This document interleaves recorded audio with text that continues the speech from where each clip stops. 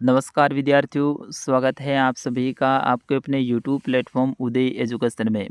विद्यार्थियों, आज के इस वीडियो में लेके आया हूँ अर्धवार्षिक परीक्षा की दृष्टि से इम्पोर्टेंट कक्षा 7वीं का विज्ञान विषय का पेपर, जो कि आपके आने वाले अर्धवार्षिक परीक्षा की दृष्टि से वेरी मोस्ट इम्पोर्टेंट रहने वाला है और आप सभी विद्यार्थियों के लिए वरदान साबित होने वाला है। तो विद्यार्थियों, इस प्रश्न पत्र को अंत तक देखें, इसे ज़्यादा शेयर और लाइक और सब्सक्राइब करें। चलिए बढ़ते हैं पहले प्रश्न की ओर। पहला प्रश्न है, वायुमंडल में मुख्यतः जिस भाग द्वारा पादप कार्बन डाइऑक्साइड प्राप्त करते हैं वह है। तो कार्बन डाइऑक्साइड है वो पत्तियों के द्वारा प्राप्त करते हैं। ऑप्शन द इसका सही आंसर। निम्न में से ऊष्मा का कुचालक है। लोहे की किल, एल्यूमिनियम की कढ़ाई, लकड़ी का हाथा, स्टील की कटोरी। तो इसमें लकड़ी का हाथा है, ये कुचालक है। कुचालक का मतलब जिसमें लाइट है या विद्युत नहीं जाती है, तो वो लकड़ी के हत्थे में नहीं जाती है। अगला, निम्न में से किसमें अम्ल उपस्थित है। आंवला, साबुन, खाने का सोडा, वॉशिंग पाउडर। तो अम्ल है वो किसमें है, वो आपको बताना है। तो विद्यार्थियों, इसका सही आंसर क्या होगा, आप कमेंट करके बताइए। अगला है, निम्नलिखित में से कौन सा भौतिक परिवर्तन है। जल का बर्फ बनना, गीले कपड़े का सूखना, नमक को पानी में घोलना, ये सभी। तो विद्यार्थियों, इसका सही आंसर क्या होगा, भौतिक परिवर्तन ये सभी होगा। फिर उसके बाद में अगला है, तिल सट्टों के शरीर में वायु प्रवेश करती है उनके फेफड़ों के द्वारा, कलोमों के द्वारा, श्वास रंध्रों के द्वारा, त्वचा के द्वारा। तो किसके द्वारा शरीर में वायु प्रवेश करती है, इसका आंसर आपको लिखना है।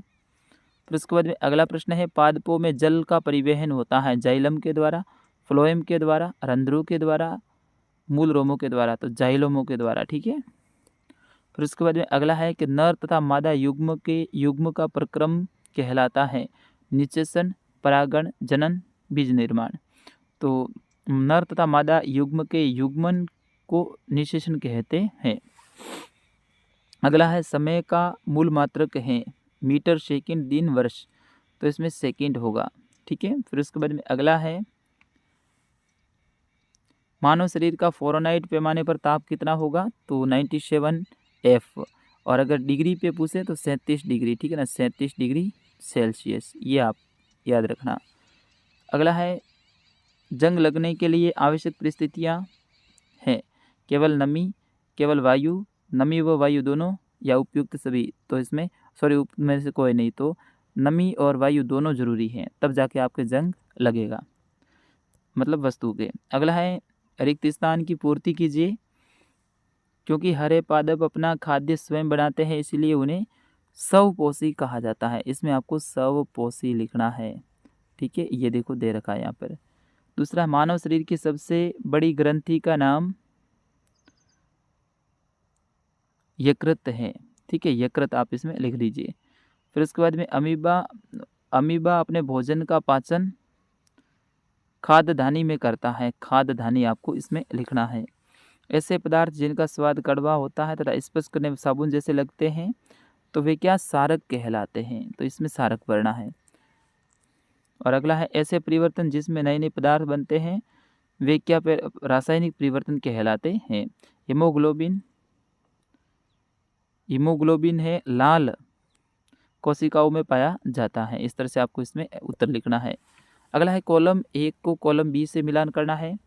क्लोरोफिल, नाइट्रोजन, अमरबेल, जंतु और कीटभक्षी, इनका जो मिलान है आगे वाले हैं उससे आपको करना है। अगला है, निम्नलिखित सत्य और असत्य की पहचान करनी है। तो पत्तियों से खाद बनना एक भौतिक परिवर्तन है, क्या सत्य है या फिर असत्य। तो ये एक रासायनिक परिवर्तन है, भौतिक नहीं, तो ये असत्य है। अगला है, मछलियों में श्वसन के लिए फेफड़े होते हैं, ये सत्य है। पेड़ पौधे प्रकाश संश्लेषण द्वारा अपना भोजन बनाते हैं, सत्य। यकृत मानव शरीर की सबसे बड़ी ग्रंथि है, ये भी सत्य है। सुचालक पदार्थों में ऊष्मा का स्थानांतरण आसानी से नहीं होता है, असत्य, क्योंकि इनमें आसानी से होता है। इस तरह से आपको इसमें लिखना है।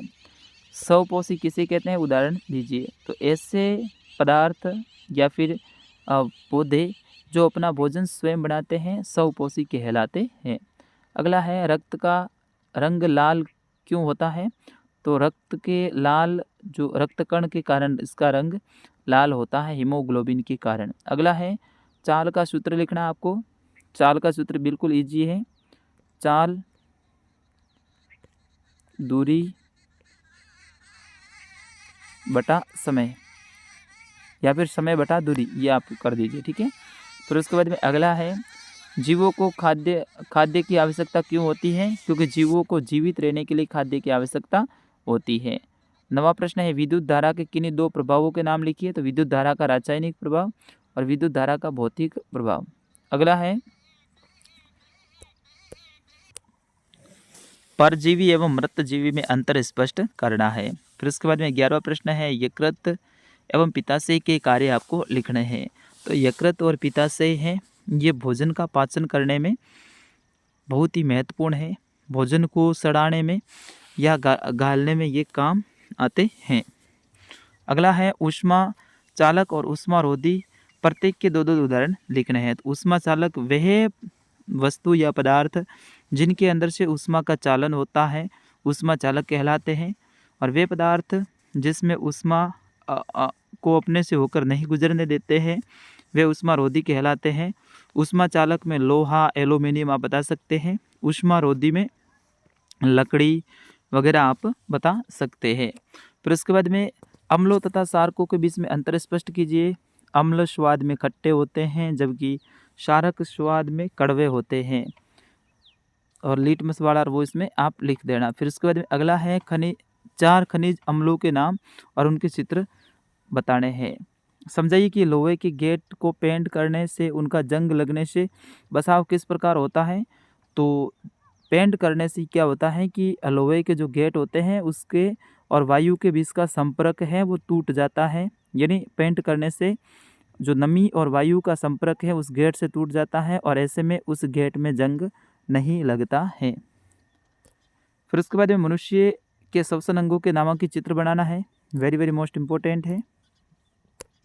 अथवा ऑप्शन मिलेगा किसी पुरुष का चित्र खींचकर उसमें जनन अंगों के नामांकित करना है। ध्वनि और शीरा में क्या अंतर है?